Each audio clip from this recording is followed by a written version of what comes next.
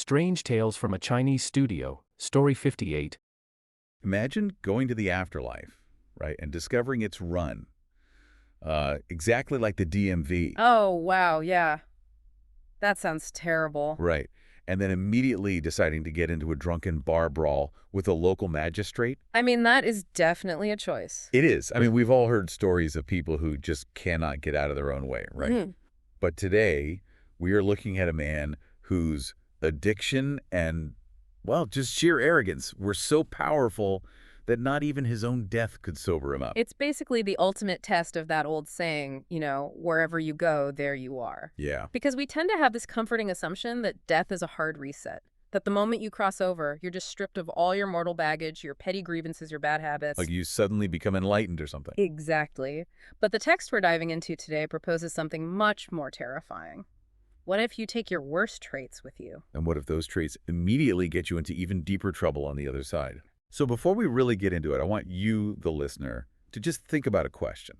It's darkly fascinating, really. Yeah. Have you ever known someone who is completely, entirely immune to a second chance? Oh, definitely. Like someone who was handed a lifeline, and instead of taking it, they complained about the color of the rope, insulted the person throwing it, and then deliberately swam back toward the sinking ship. I mean, we all know someone like that. Or, well, at least we've observed that kind of deeply ingrained self-sabotage from afar. Yeah, it's true. It's the kind of person where you find yourself saying, they are their own worst enemy.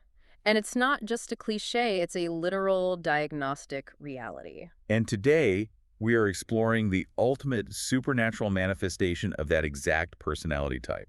We are pulling from a really massive stack of source materials from the classic 17th century Chinese collection. Right, strange tales from a Chinese studio. Yes, written by Pu Songling. The story is titled The Drunkard.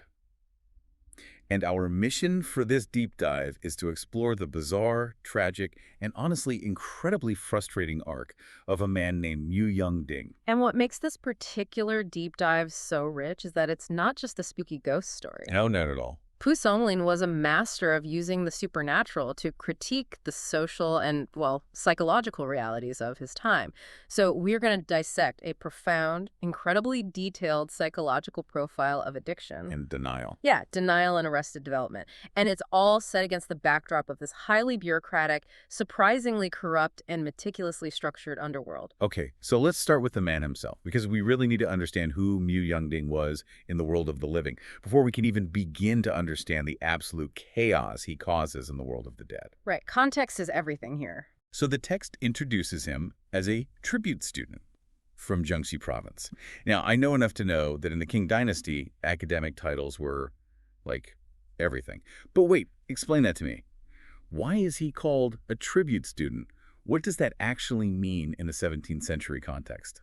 It's a crucial detail because it establishes his baseline of privilege. Okay. In imperial China, the civil service examination system was the primary path to power. It meant wealth and social status, and it was incredibly grueling. Like studying your whole life grueling. Exactly. Millions of men studied their entire lives just to pass the local and provincial levels. So a tribute student, or a bigangsheng, was a very specific and prestigious rank. So he wasn't just a guy who read a few books and showed up. Not at all. A tribute student was a scholar of such high merit that he had been officially selected by provincial educational officials to be sent or, offered as a tribute to the imperial capital. Wow. Yeah, to study at the Directorate of Education, it meant you were essentially on the wait list for significant government postings. You were part of the cultural and intellectual elite. So Mu is highly educated, he's highly literate, and he comes from a background that implies a certain level of, I guess, cultural refinement. He is a local VIP. Which is what makes his actual day-to-day behavior so incredibly jarring. Right. Because despite this fancy academic title, he is infamous in his community for being a vicious, unhinged, belligerent drunk. And not just, a fun drunk who gets loud at parties. The text explicitly notes that his relatives and his entire social circle actively fear him. They actively avoid him. I am hung up on that phrase, actively avoid him, because it tells us so much about the social ecosystem surrounding an addict. Oh, absolutely. They aren't just annoyed by his drinking. They are structuring their entire social lives around ensuring they're not in the same room as him. Anyone listening who has dealt with a severely toxic or addicted family member recognizes that exact dynamic. Yeah, the whisper network. Exactly. It's the whisper network that activates before a family gathering or a village event. The frantic back channeling, like, is Mew coming? Because if Mew is coming, I'm finding an excuse to stay home. Right, the eggshell walking. Yeah, it's the eggshell walking that defines an entire community's relationship with one really unstable person. Yes, the constant eggshell walking. And we see exactly why they walk on eggshells in the inciting incident of the story. The dinner party. Yes. So Mew goes to visit his clan uncle's house. While he's there, there's another guest present. And at first, everything is fine. They're joking, they're having a good time, and they start drinking heavily. As he always does. Right. But then, as always happens with Mew, a switch flips. He gets drunk, and he begins to use his drunkenness as a weapon. He just starts viciously cursing the guests right at the table. And you have to notice the specific nature of this conflict. It's not a disagreement over poetry or politics or philosophy. No, the text says he used wine to curse the table. Yes, it's performative cruelty. The alcohol isn't the reason he's angry. The alcohol is the shield he uses to be cruel without immediate consequence. He's just insulting this guy to be mean. He is insulting this guest purely for the sake of asserting dominance and causing chaos. Right, and naturally the guest gets furious. The entire table goes into an uproar. Now the uncle, whose house they are currently sitting in, remember, tries to do the responsible thing. He tries to de-escalate. Exactly. He steps in to mediate.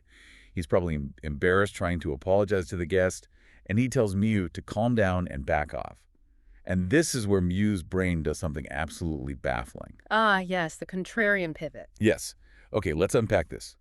When the uncle tries to establish peace, Mew inexplicably takes the side of the guest he was just insulting, and he turns all of his drunken, venomous rage onto his own uncle. Let's break down the psychology of that because it perfectly illustrates the specific pathology of Mew's addiction. It's so strange. It is. Because this isn't just lowered inhibitions from drinking. This is oppositional defiance amplified by alcohol. The actual topic of the argument doesn't matter to Mew at all. Right. The person he's arguing with doesn't matter. The only thing that matters is conflict. It's like he feeds on the friction itself. Exactly. The moment the uncle tries to establish peace, peace becomes the enemy. By turning on his uncle to defend the guest he literally just attacked, Mew reveals that he possesses a purely chaotic, antagonistic nature. He doesn't even care about being right. He doesn't care about being right or wrong. He only cares about being in a fight. He needs to feel the power of disrupting the social order. You know, it makes me think of those people you encounter on the internet or, even at dinner parties who just play devil's advocate to a toxic degree. Oh, the worst kind of people. Like Mew is like that one guy who starts a heated argument screaming that a certain movie is terrible. And the moment you finally throw your hands up and say, okay, fine, you're right, the movie's terrible, just to calm him down and move on. He instantly switches sides. Yes. Suddenly he's yelling, actually, it's a cinematic masterpiece, you just don't understand art. He will abandon his own stated premise just to ensure the argument doesn't end. It is a complete short-circuiting of logic. And when you exist in that state of perpetual, manufactured rage, well, the physical toll is massive. Which brings us to the collapse. Right. The human body is simply not designed to sustain that level of constant toxic output. So the uncle is completely overwhelmed. He has no idea how to handle this unhinged attack, so he actually flees his own house. He just runs away. He runs to tell Mew's family. Mew's family members have to physically come over, subdue him, drag him out of the house, and carry him home. They finally get him into his own bedroom, they drop him onto the bed, and the absolute second his body hits the mattress, the absolute second he hits the mattress, his limbs go ice cold. Just instant shutdown. They touch his chest, and he is completely stopped breathing. He is dead. The sheer exhaustion of his own rage killed him. His cardiovascular system simply shut down under the weight of his own manufactured hostility. So his body literally gives out. He's dead. But for a guy whose entire life strategy is dodging consequences and bullying his way out of accountability, what happens when he wakes up in a place where the ultimate consequences are supposed to be handed down? This is where the story shifts. It goes from a domestic drama about alcoholism into a surreal and frankly darkly comedic exploration of the Chinese afterlife. Okay, so the moment his breath stops on that bed, the text says, Mew's soul is violently taken by a man in a black hat. We learn later this is the dongling messenger. Which is essentially a supernatural enforcer or bailiff. Right, so the black-hatted man ties Mew up with a rope and drags him away. And they arrive at this magnificent government office, which is called a yamen. It has these striking, beautiful blue-green tiles. Which description is really specific. It is. The text explicitly notes that there is nothing in the mortal world that even compares to its grandeur. We really need to pause here and look at this depiction of the afterlife because it is so fundamentally different from Western concepts of death. How so? Well, there are no pearly gates here, and there is no fiery pit of eternal hellfire where demons are poking people with pitchforks. Right, it looks like a government building. Exactly. In traditional Chinese folk religion, the afterlife is a direct mirror of earthly imperial governance. It is a bureaucracy. Ah. The underworld is stacked by city gods, magistrates, clerks, runners, and record keepers. When you die, you aren't immediately cast into heaven or hell, you are arrested. That is so wild. You're taken to a yamen, which is the standard administrative office of a local magistrate, and you wait for your case to be processed. There's paperwork, there are queues, there are judgments based on ledgers of your good and bad deeds. It really is the supernatural DMV. But here is where Mew's brain continues to be his own worst enemy, and we get a glimpse into his internal monologue that is just mind-blowing. His denial is legendary. Yes. So Mew is standing in the courtyard of this glowing supernatural palace with green tiles that literally do not exist on Earth. He is bound with rope by a strange man in a black hat. And what does he think? He assumes he's at the local courthouse. He assumes he is at the regular earthly court in his local town. He thinks he has been dragged there because the guest from the dinner party filed a mortal lawsuit over the brawl. What's fascinating here is how this afterlife is depicted, sure, but also Mew's reaction to it.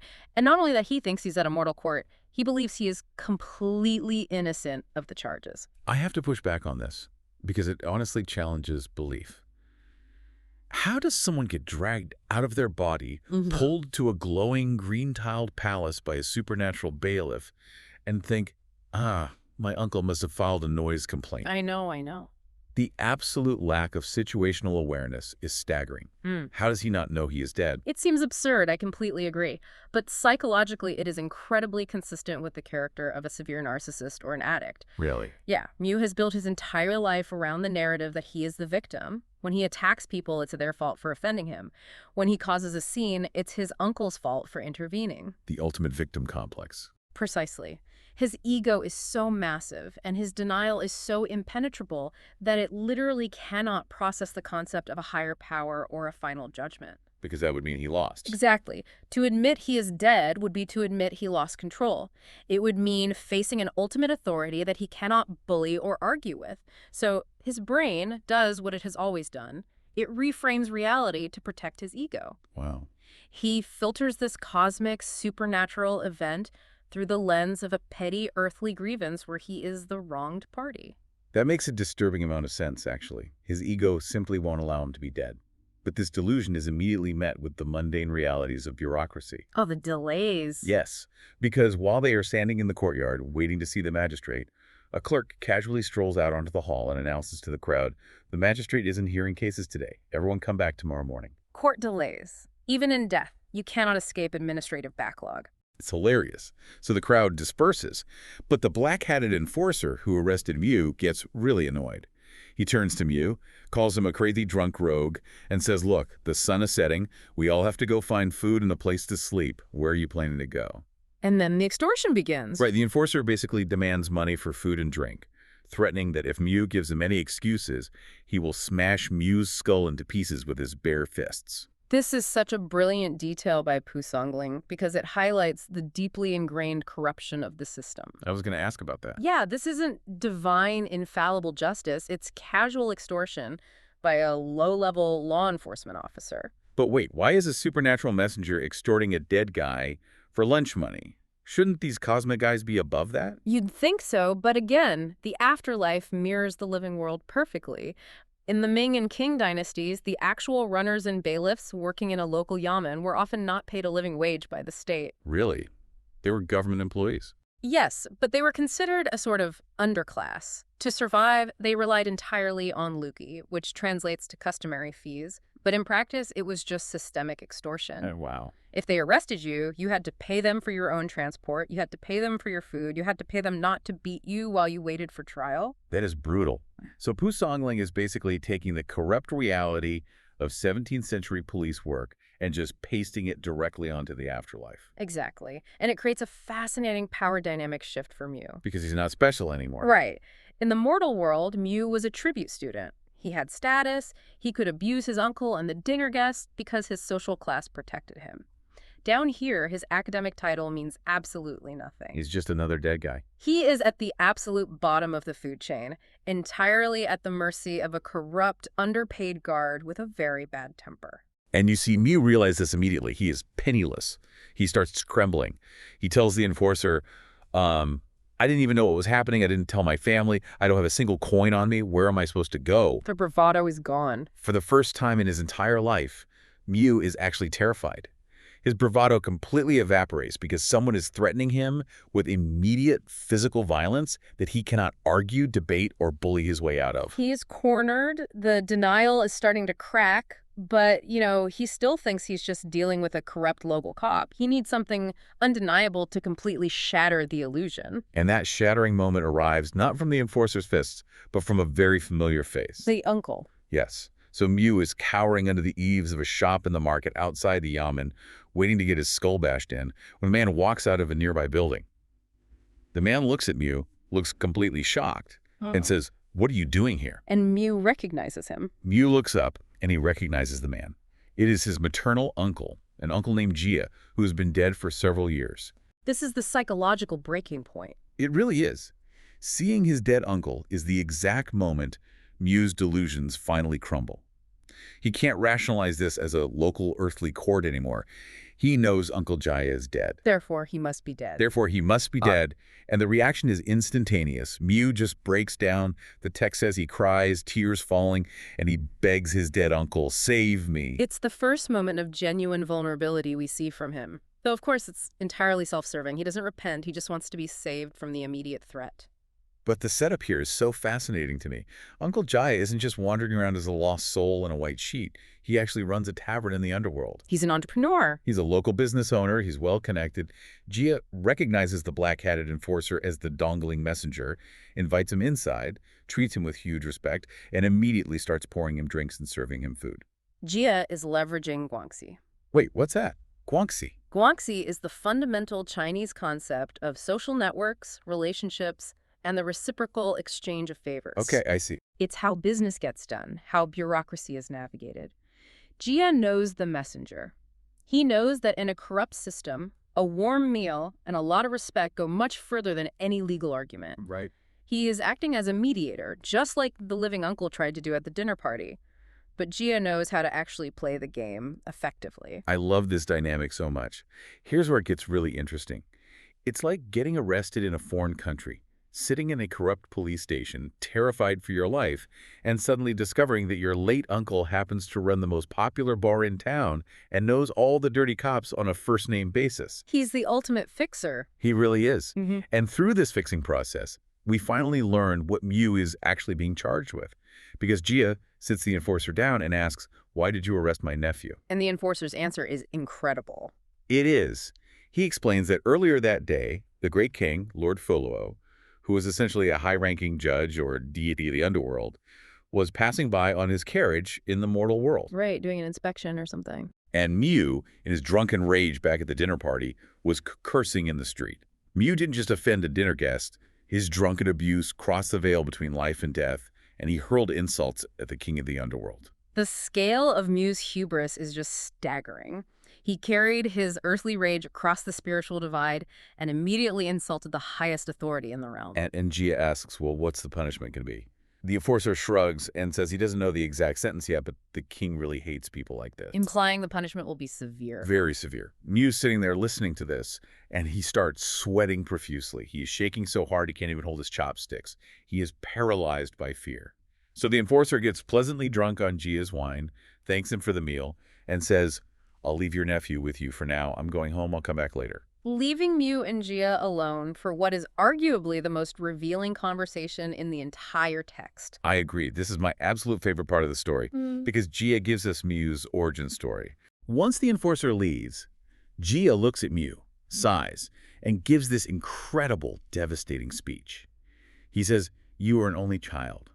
Your parents loved you like a pearl in the palm of their hands. They couldn't bear to ever scold or discipline you." Jia is providing a flawless psychological assessment. He is outlining the exact root of Mew's pathology. Gia goes on, detailing it perfectly. He says when you were 16 or 17, after 3 cups of wine, you would start murmuring, looking for flaws in people. If you were slightly displeased, you would strip naked and curse at people's doors. Which is extreme behavior. Very. And even then, your parents just said, oh, he's still young and foolish. They never stopped you. And then Gia delivers the knockout blow. He says, I haven't seen you for over 10 years and you haven't grown up at all. What's fascinating here is how this 17th century text perfectly describes what modern psychology would call enabling and arrested development. Right, because we tend to think of that as a modern concept. Exactly. We often think of addiction or terrible behavior as a purely individual failing, but Gia is pointing out the systemic failure of the family. The pearl in the palm. Right. Mew's parents sheltered him from the social repercussions of his terrible behavior. When he stripped naked and screamed at neighbors, which, again, is extreme antisocial behavior, they brushed it off as youth. They made excuses. Because he never faced consequences, his emotional maturity froze. He is physically a grown man, a tribute student, but emotionally, he is frozen at the age of an irritable, spoiled 16-year-old. It's the spoiled kid defense. Gia is using this as a defense strategy. He's basically going to plead emotional infancy on Mew's behalf to the enforcer, but it also acts as a damning indictment of how Mew was raised. He is a monster created by parental indulgence. And Mew, hearing this, just falls to the floor weeping, utterly regretful. So Gia, being the fixer, says, look, have a little reputation here. The enforcer drinks my wine. The king is busy. He might forget about you. I think I can negotiate a bribe to get you released. And here we dive into the economics of the afterlife, which is one of the most unique aspects of Chinese folklore. Right, because Gia thinks about it and says, this is a heavy charge. It's going to take 100,000 cash to make this go away. A small fortune. Mew panics all over again, saying, where am I going to get 100,000 cash down here? I'm dead and broke. And Gia reveals the great loophole of the spiritual economy. He says, we don't need real coins. We just need 100 bundles of gold and silver paper money. This is a foundational concept, the burning of joss paper, or spirit money. I'm really hung up on this part. Why does the underworld, which is governed by powerful deities and terrifying enforcers, care about fake paper money? Why doesn't the enforcer want real gold? How does this loophole actually work? It goes back to the metaphysics of Chinese folk belief. The barrier between the living world and the spirit world isn't entirely sealed. Yeah. Items can be transferred across the veil through the transformative power of fire. When you burn paper money, specifically paper crafted and folded to represent gold or silver ingots, or stamped with specific seals, the fire transmutes that representation into actual spiritual currency on the other side. Oh, wow. So to the enforcer in the underworld, it isn't fake money. It is actual spendable wealth in his realm. Exactly. The underworld has its own economy. Ghosts and officials need currency to buy food, pay bribes, and live comfortably. What the text is doing here is presenting a literal, formalized exchange rate. The literal exchange rate. Yeah, the afterlife is so transactional that spiritual salvation can be purchased, and corrupt officials accept paper offerings just as readily as mortal officials accept silver. And the beauty of this system for the living is that paper is incredibly cheap compared to real silver. It's brilliant. Gia says your family can easily afford to buy some paper and burn it for you. It's a cheap fix. And Mew is thrilled. Mew is overjoyed. He's like, oh, that's incredibly easy to handle. My family will do that immediately. So Gia tells me to stay at the tavern, and the next day Gia meets with the enforcer secretly. They negotiate, they draw up a contract, and Gia comes back and tells me it's done. I've used my own savings to put down the deposit. The enforcer will be back soon to finalize the release. Just sit here. The crisis is averted. Salvation has literally been negotiated. The paperwork is being drawn up. All he has to do is wait. The enabler has once again swept in to save Mew from the consequences of his actions.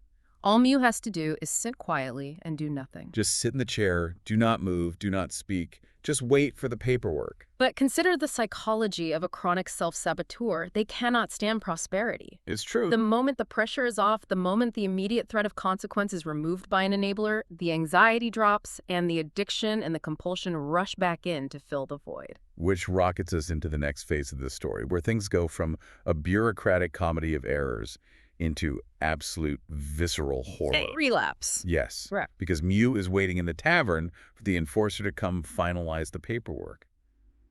But he gets bored. He wants to go out and look around the underworld market. Uncle Gia, knowing Mew's nature, explicitly warns him, do not wander far. Mew promises he won't. A promise from an addict in the middle of a reprieve is often worthless. He walks out, and he looks at the market. And the text gives us a very specific layout of the geography here. Pay attention to this part, it's important. Mew sees that the market looks a lot like the mortal world, with people trading and selling. But he comes to a specific crossroads. On one side, there is a towering, terrifying prison with high, imposing walls. Okay. Directly across the street from the prison is a tavern packed with people drinking. And right next to the tavern is a long river of churning, deep, black filth. We have to appreciate the heavy symbolism of this geography. Po Songling places Mew at a literal crossroads of his own vices and consequences. Oh, I see it. On one side, the towering prison representing the severe punishment he just narrowly escaped. On the other side, the foul black river representing spiritual corruption and decay. And right in the middle, the tavern, the exact source of his downfall. And what does Mew do? While standing between a supernatural prison and a river of black sludge, he runs into an old friend. Of course he does. A scholar named Wang, who he knew 10 years ago, who is obviously dead now. They are so happy to see each other. And Mew, completely ignoring his uncle's warning, completely ignoring the fact that he is waiting the paperwork for his own soul's ransom, says to Wang, let's go into that tavern and get a drink. It highlights the tragic, almost mechanical inevitability of his character. He brings his earthly ruin directly into the afterlife. He packed it in his suitcase. Exactly. The setting has changed, the stakes are cosmic, but his behavioral loop remains entirely unchanged. He literally cannot help himself. So they go in, they start drinking, they're catching up, and Mew gets blackout drunk. The text says he suddenly forgot his death. He forgot he was dead. He forgot he was dead. He forgot he was waiting for a rescue. His old habits return instantly. He starts looking at Wang, his old friend, and he begins chattering, picking apart Wang's flaws, criticizing him, and eventually cursing him. It's the exact same script from the dinner party with the clan uncle. The stimulus is alcohol, and the response is unprovoked aggression. I just want to pause and marvel at the sheer audacity of this. Try to imagine getting into a drunken bar fight while on death row in the underworld, while your lawyer is in the other room finalizing your pardon. It's unbelievable. Mew didn't just burn the bridge. He got drunk, insulted the bridge builder, and then threw himself into the river beneath it. And the crucial difference this time is that he picked a fight with someone who isn't constrained by earthly social etiquette or family obligation. Right, exactly. Wang is dead. Wang doesn't care about Mew's status as a tribute student. Wang isn't his uncle. He has no obligation to tolerate this. That has nothing to lose. Wang looks at Mew, furious, and says, I haven't seen you in years and you are still like this. Mew, who hates being called out on his behaviors, slams the table and screams at him. Wang just glares at him, calls him a madman, knocks Mew's hat off his head and shoves him out the door, directly into that churning black river. And here the narrative shifts dramatically. It goes from psychological analysis to profound sensory horror. The description of this river is brutal. Mew falls in. He realizes the water actually isn't very deep, but the riverbed is packed tightly with thousands of razor-sharp blades. Just waiting for him. The text says the blades are like hemp, just densely packed together, pointing upward. As he falls, the blades violently pierce his ribs and stab entirely through his shins. He is physically pinned in place by the agonizing pain. Pinned in the water. And the water itself isn't just dark. It is this thick black filth mixed with urine and feces. And because he's stuck on the blades, thrashing around, he is forced to swallow mouthfuls of this sewage. It's so visceral. And while he is gagging on underworld sewage with blades through his legs, he looks up at the shore. There's a crowd of bystanders from the market, and they are just standing there, packed tightly together like a wall, watching him, laughing at him, and absolutely no one offers a hand to help. We need to unpack this visceral imagery because it is the core metaphor of the entire story. This isn't just arbitrary supernatural torture. It is. No, it is a physical, external manifestation of the toxicity Mew has spewed at other people his whole life. Wait, hold on. I struggle with this metaphor. If he's drowning in a river of blades, isn't that just standard hellish torture? How is that specifically related to his personality? Why not just put him in a pot of boiling oil, which is a classic underworld punishment? Think about the mechanics of how Mew operates. What does he do? He drinks and then he spews foul, cutting words at everyone around him. Right. He makes their environment toxic. He literally stabs them with insults. In Buddhist and Chinese folk traditions, karmic retribution is often poetic. It mirrors the sin. Oh, I see. Mew spent his life forcing others to swallow his toxic filth while cutting them down. Now, the universe is forcing him to quite literally choke on filth and be pierced by unseen blades. The river is his own personality turned inside out and weaponized against him. Oh, wow. The stewing of filth becomes the swallowing of filth. Exactly, and the bystanders laughing at him. That is the ultimate consequence of alienating everyone who ever cared about you. Because he pushed everyone away. Right. When you treat your community with contempt and weaponize your relationships, eventually they stop trying to save you. The social contract is broken. They just watch you drown in the mess you made, and they might even find it darkly amusing because you finally got what was coming to you. That is chilling. He is drowning in the exact environment he created for everyone else. And Mew has finally hit absolute rock bottom. There is no negotiating with the river of blades. There's no uncle to mediate the pain. He is stuck. Well, actually, Uncle Jia does show up. Right, which is wild to me, because it brings us to the resurrection and the physical toll of this journey.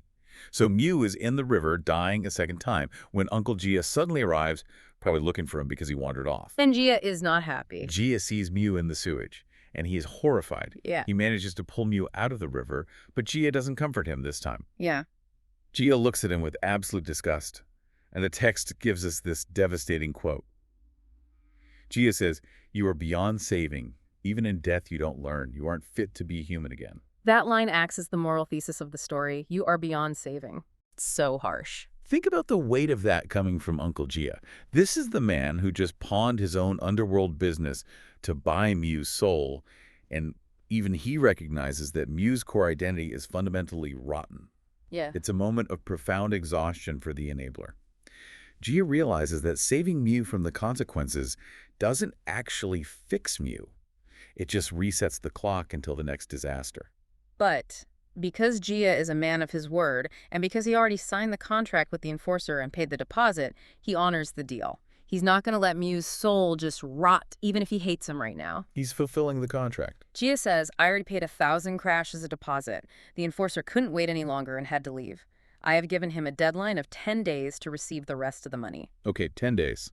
So Jia gives Mew strict instructions. He says, "Go back to the world of the living. Within 10 days, you must go out into the wilderness at night, call my name, and burn the paper money to settle this debt." It's a very clear, very simple directive. Go home, pay the incredibly cheap fine, and live your life. You've been given the ultimate second chance.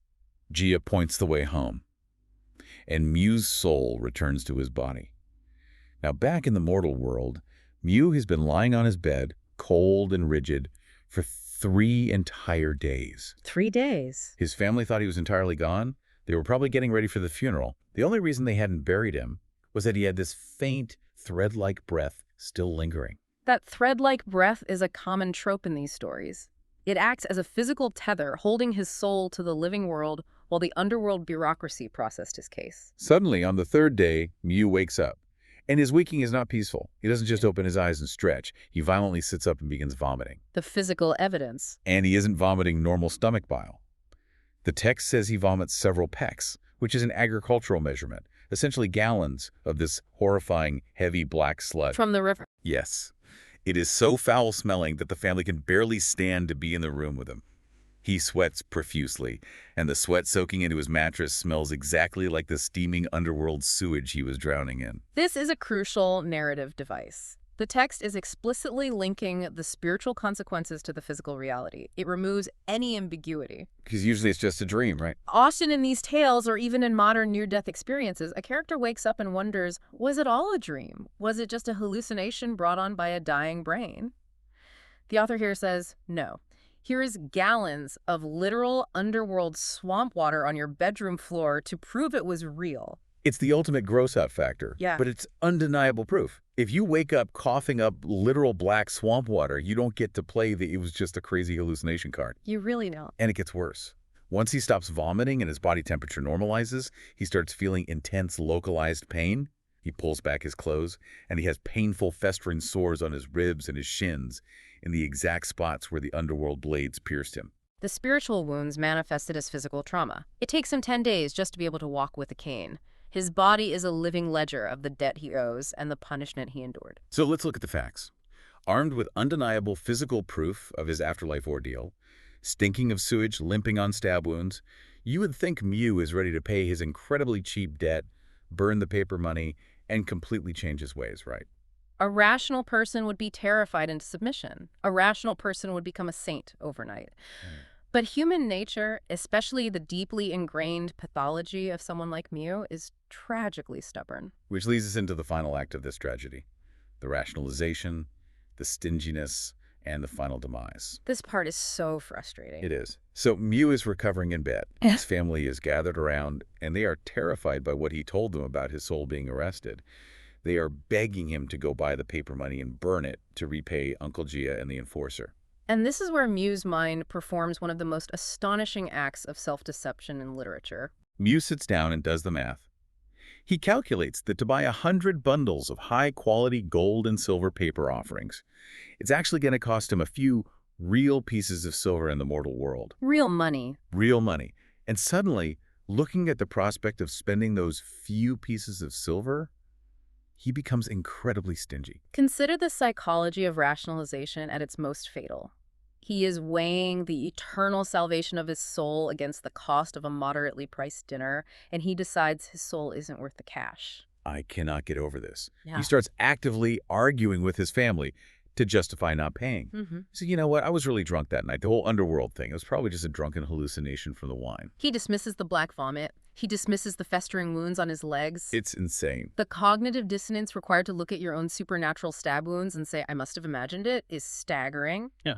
But this is what addicts do. They build a fortress of denial. Exactly. They build massive fortresses of denial to protect their worldview and justify their continued bad behavior. If he admits the underworld is real, he has to admit his behavior is wrong and has cosmic consequences. If he decides it was a hallucination, he can keep being the arrogant guy he wants to be. But he has a backup excuse, just in case his family doesn't buy the hallucination theory. He says, okay, even if it was real, think about it logically. That enforcer took a bribe from my uncle to let me go. Taking a bribe is illegal down there. Oh, here we go. He says, if I don't pay the rest of the money, what's he going to do? He would never dare report me to the king of the underworld because he'd have to admit he took a bribe in the first place. We have leverage. This is the ultimate expression of his hubris. If we connect this to the bigger picture, he is using the corrupt nature of the underworld against itself. He thinks he's a legal genius. He thinks he has outsmarted a supernatural enforcer through a legal technicality. It's the arrogance of the chronic rule breaker who thinks the rules only apply to other people. He entirely ignores the fact that a supernatural being who threatens to smash skulls probably isn't worried about filing HR paperwork. Exactly. I'm listening to Mew's logic, and I'm just screaming, he's a demon with a black hat who extorts dead people. He's not going to take you to court. He's going to come rip your soul out. Right. Mew's financial priorities are completely upside down. Here's where it gets really interesting.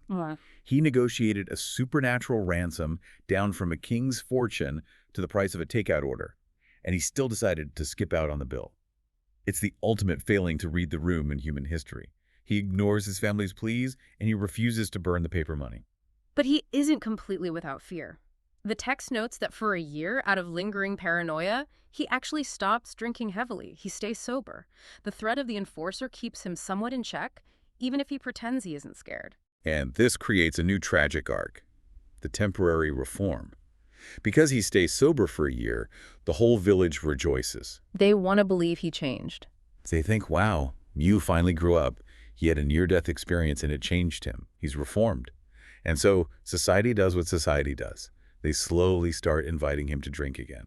The text shows how his environment enables him yet again. Society desperately wants to believe in the redemption arc. Because he was well behaved for 12 months, they let him back into the inner circle. And they give him alcohol. They provide the very substance that leads to his final downfall. The fear fades, as it always does when consequences are delayed. Inevitably, the old habits sprout back up. One day, Mew is at a younger relative's house. They are drinking, he gets drunk, and like clockwork, the switch flips. He starts cursing everyone at the table. Same old Mew. Same old Mew. But this time it's different. He isn't at his uncle's house where people will tolerate him out of respect for his elders. He's at a younger relative's house, and the host has had enough. Good for the host. The host physically kicks Mew out and slams the door in his face. The social safety net has finally broken. There is no one left to mediate for him, no one to carry him home. He is isolated, angry, and drunk. The community has finally enacted the boundaries they should have enacted decades ago. Mew stands outside, yelling at the door for a while, until his own son finds him and drags him back to his own house. Mew stumbles into his room, and this is the chilling final image of the story. It's so dark. He doesn't go to sleep. He No. walks over to the wall. He kneels down, facing the wall, and suddenly he begins violently, rhythmically slapping his own face, over and over and over. Oh. And as he's slapping himself, he is screaming, "I will repay your debt! I will repay your debt!" It is a terrifying scene. The unseen enforcer has returned to collect. Mew slaps his own face countless times, screaming that he will pay the money he held back. And then he collapses to the floor.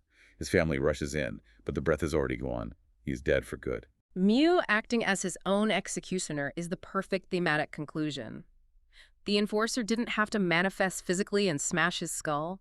The debt collection was internal. He did it to himself. Mew's dying act is a desperate, violent, and utterly futile attempt to pay a debt he smugly, arrogantly ignored when he had the chance. The bargain was broken, the grace period expired, and his own hand delivered the final punishment.